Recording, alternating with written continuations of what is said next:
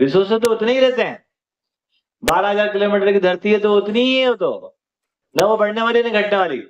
लेकिन जब हम रिश्तों के साथ चलते हैं तो फिर हमारी ताकत बढ़ जाती है, आपस की ताकत बढ़ती है, उससे हमको रिसोर्सेज अबंडेंस में लगने लगते हैं। जब हमारे रिश्ते टूटने चले जाते हैं तो कम होते जाते हो। तो आज बीबी का बैंक अकाउंट अलग है, मियाँ का अलग है ना, बच्चों का अलग से हो गया, तो वो हमको कम पड़ रहा है। वो सबको पूल इन कर दो, देखो कितना होता है। आप समझ के बात को? तो मैंने बताया कि इस प्रकार से जब हैंड इन हैंड होते हैं फिर कोई सामान की कमी नहीं है, और हम किसी परिवारों पर निर्भर कर रहे हैं, ऐसा नहीं है।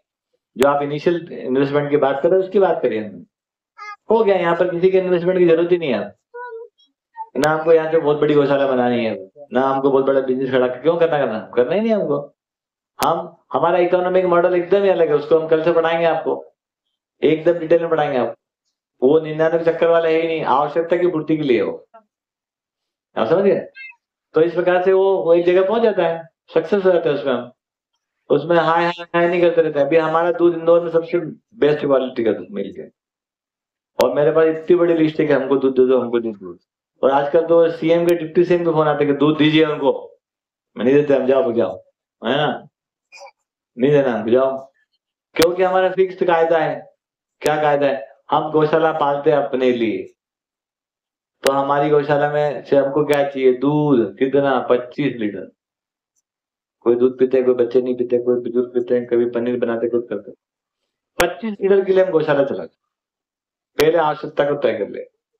तो आप बोलोगे 25 लीटर में तो 3-4 गाय में हो जाएगा, लेकिन ऐसा नहीं होता। जब आप गाय का साइकिल पढ़ने जाओगे तो आपको पूरा समझ में आएगा। तो एक एक कुछ नंबर गाय चाहिए तभी आपको 25 लीटर मिलेगा, तो वो नंबर के लिए गाय भी अपना खर्चा, उसका भी अपना खर्चा है। तो 100 लीटर दूध गाय के लिए है, उससे गाय का खर्चा मिल रहा है, आप समझिए। अब हमारे को 125 लीटर दूध का काम करना है, ठीक है, और हमको घी चाहिए तो 25 लीटर, उसके लिए 150 लीटर हो गया। तो हमारा एक मॉडल हो गया, economic model for 150 litre of milk. Now we can decide how much cow we need, now we can calculate. वो आप भी कर सकते हो, आप सब विद्वान। क्योंकि एक गाय का दूध अगर आपको साल भर चाहिए तो आपको, है ना, 3 गाय रखना पड़ती है, तब एक गाय का दूध साल भर मिलता है, ये आपको पता नहीं होता। और 3 गाय के 3 बच्चे हो जाते हैं तो 6 जानवर हो जाते हैं, और एक नंदी हो गया 7 हो जाते हैं। इसमें से कोई एक आध बीमार हो गई तो 8 गाय हो जाती है। तो एक गाय का दूध लेने के लिए आपको 8 गुना एनिमल की संख्या रखनी पड़ती है। अब बात समझ गया? तो सारा कैलकुलेशन आता है। अब हम 100 या 110 लीटर दूध देते हैं, और लोगों को उस भाव पे देते हैं बिना प्रॉफिट के, जो रियल कॉस्ट है। 25 लीटर दूध के लिए हम लोग मेहनत करते हैं, पूरी गाय पालते हैं, इतने 8-10 लोग, इतना सारा पैसा वैसा लगा के ना। अगर आप आपके टर्म्स में बात करें तो इतना सारा इन्वेस्टमेंट है। आजकल गौशाला में इन्वेस्टमेंट 1-2 करोड़ रुपए का हो रहा है ना। और 8-10 लोग रात दिन सुबह शाम मेहनत करते हैं, उसके एवज में केवल हम 25 लीटर दूध, 25 लीटर घी लेते हैं, आप समझ गए? और वो जो टोटल कॉस्ट है ना, उसमें इन्वेस्टमेंट कॉस्ट, वो सब ROI और कुछ नहीं लेते हम। No depreciation, no interest, no training का कुछ नहीं, no demand and supply, no कि हमारा दूध महंगा है तो हम कुछ भी कीमत ले लें। उसकी जो सही प्राइसिंग आती है वो दो तीन चीजों पे चलती है केवल, इतने सारे जो ओपन पड़े थे उसकी कोई जरूरत नहीं। सिंपल, गाय की कोई कीमत देती, गाय फ्री ऑफ कॉस्ट है, नेचर का गिफ्ट है या नहीं? गाय गाय जब लेके आए थे तो गाय की माँ ने कोई पैसे मांगे थे क्या?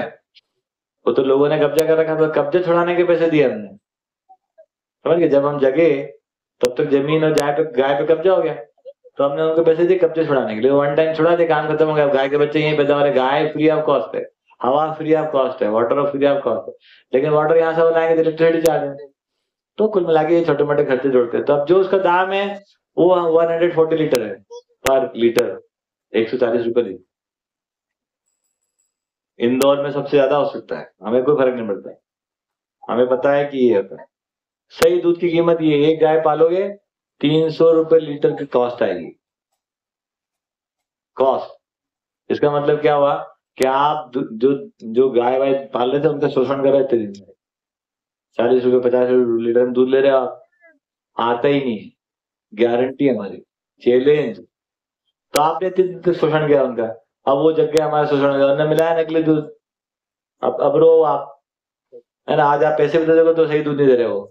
आपको पता है, एक लाइन 2 लाइन बोल देता हूँ, एक बार इंडिया गवर्नमेंट में लोकसभा में किसी ने पूछा कि हमारा दूध का प्रोडक्शन कितना है पर डे और कंजम्पशन कितना है। मैं सरकार में 25 साल नौकरी करके आया, जब ऐसे प्रश्न आते हैं तो कितना मैनिपुलेट करते हैं उसको सारे अधिकारी, वो कुछ ना कुछ करके बढ़ाना ही है उसको, है ना। उसके बाद भी जो डेटा लोकसभा में प्रस्तुत हुआ जानने लायक है। उसने बताया, सरकार ने बताया कि 14 करोड़ लीटर दूध प्रतिदिन का हमारा प्रोडक्शन पूरी इंडिया, कितना खूब बढ़ाया हुआ, और 54 करोड़ लीटर दूध प्रतिदिन हमारा कंजम्पशन।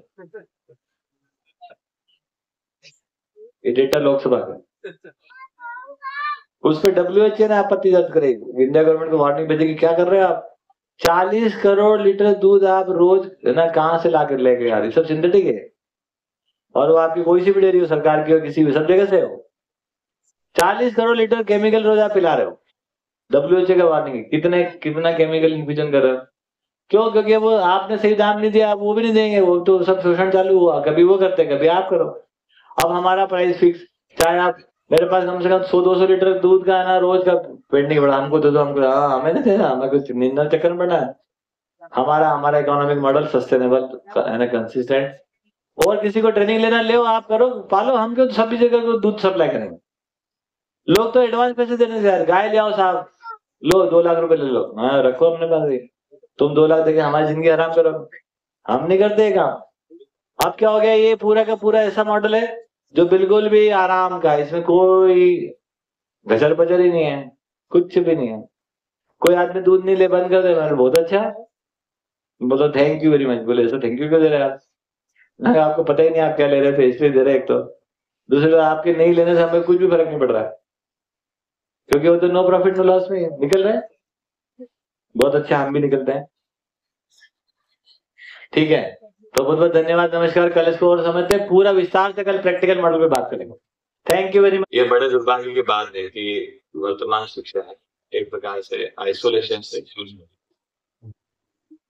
कोई दिन हम एजुकेशन शुरू करते हैं, कोई दिन वो खत्म हो जाती है, जबकि वास्तविकता ऐसी नहीं। वास्तविकता में यदि ध्यान देंगे तो आपको ये बहुत ठीक से समझ में आता है कि जिस पहले दिन की हम बात कर रहे हैं जब बच्चा विद्यालय पहुंच रहा है, तो तमाम तरह की चीजों को सीखा हुआ है, कई सारे नाम को कई सारी वस्तुएं, कई सारे लोग, कई सारी उनकी उपयोगिताओं को पहचानता है, इस ऐसे करके वो कुछ सीखते हुए वहां पहुंचता है।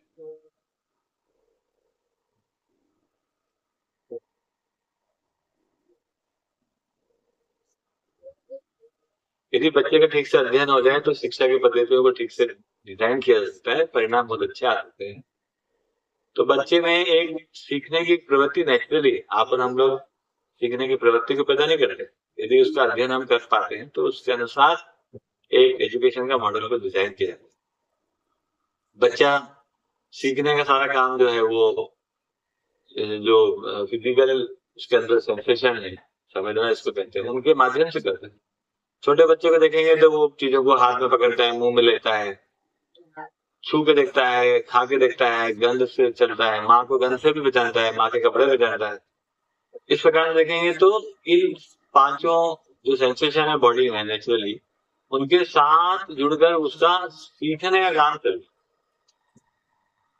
और आगे चल के यही सीखना समझने की ओर लेके जाता है, जहाँ पर संबंध जैसे सूक्ष्म मुद्दे, व्यवस्था जैसे सूक्ष्म मुद्दे, न्याय जैसे सूक्ष्म मुद्दे को वो समझना चाहता है। तो सीखने और समझने के योगफल में ये पूरी शिक्षा का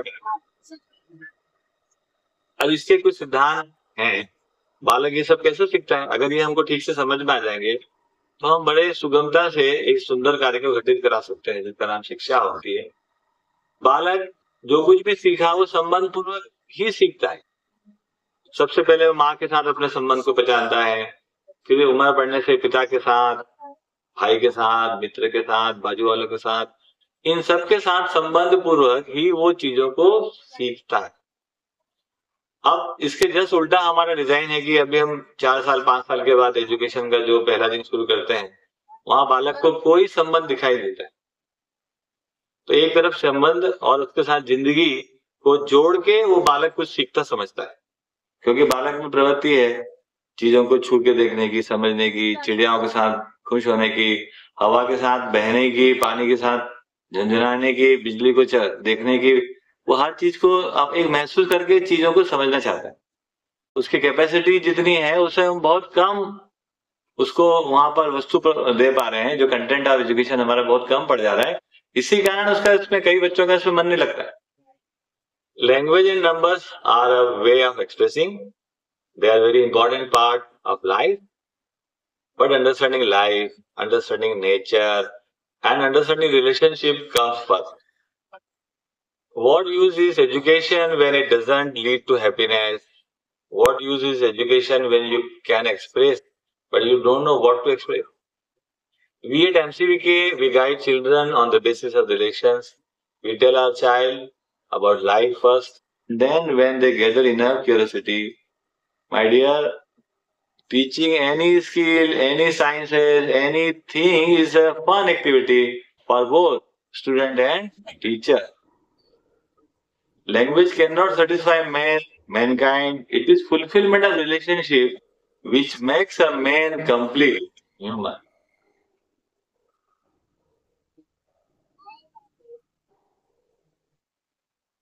हेलो।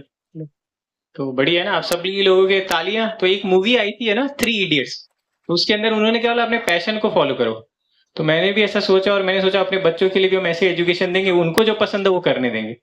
लेकिन फिर भी है ना, वी वर सीइंग कि है ना, बात नहीं बन रही है, क्योंकि है ना वो हर एक चीज से फिर बोर हो जा रहा है। तो अभी तक हमको बात पकड़ में नहीं आई थी। तो फिर हम लोग ने ना कांटेक्ट किया है ना, तो सोनम वांगचुक वो सबको, तो वो बोले कि यार पैशन से आदमी खुश हो सकता है, impossible. There is no single thing on the planet है ना जिसको हम करके सुखी हो सकते हैं, beat guitar, beat music, beat sports, beat your passion. तो वो मूवी में जो बताया ना, एक्चुअली उससे है ना बहुत लोग है ना मिसगाइडेड हो गए कि अपने पैशन को फॉलो करो। तो क्लासिक एग्जाम्पल इज